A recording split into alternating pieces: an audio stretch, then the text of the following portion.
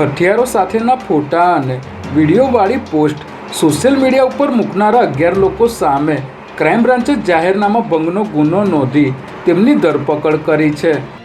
આવા લોકો સામે કાર્યવાહી કરવા પોલીસે એક વોટ્સએપ નંબર જાહેર કર્યો હતો,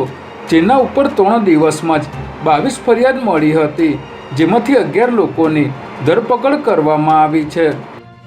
પોલીસ દ્વારા શહેરીજનોને અપીલ કરવામાં આવી છે કે સોશિયલ મીડિયા પર હથિયારો સાથેની પોસ્ટ મૂકનાર લોકોની માહિતી આપનારનું નામ ગુપ્ત રાખવામાં આવશે અને યોગ્ય ઇનામ પણ આપવામાં આવશે. કાલુપુર રેલવે સ્ટેશન પર ચેન સ્નેચિંગ અને બેગ લિફ્ટિંગના ગુના આચરનાર 2 આરોપીઓને રેલવે પોલીસે ઝડપી લઈ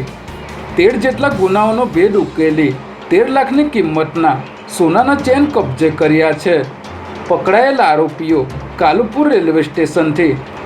સાબરમતી રેલવે સ્ટેશન સુધીના રૂટમાં ચેન સ્નેચિંગ અને બેગ લિફ્ટિંગ કરતા હતા, ત્યારે પોલીસે વિષ્ણુ ઠાકોર અને મહેન્દ્ર તપોધનને ઝડપી લઈ 13 લાખનો મુદ્દામાલ કબજે કર્યો હતો, જ્યારે આરોપીએ અગાઉ પણ અન્ય ગુના આચર્યા હોવાની શક્યતાને આધારે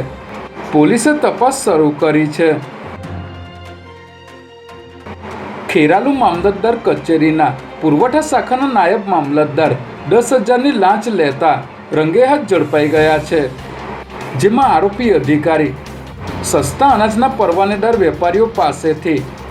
માસિક 1,000 રૂપિયાથી લઈને 5,000 રૂપિયા સુધીનો હપ્તો વસૂલતા હતા અને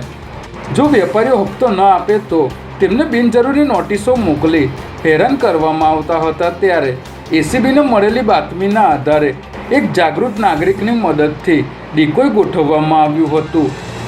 જેની પાસેથી 2 માસના હપ્તા પેટે 10,000ની લાંચ લેતા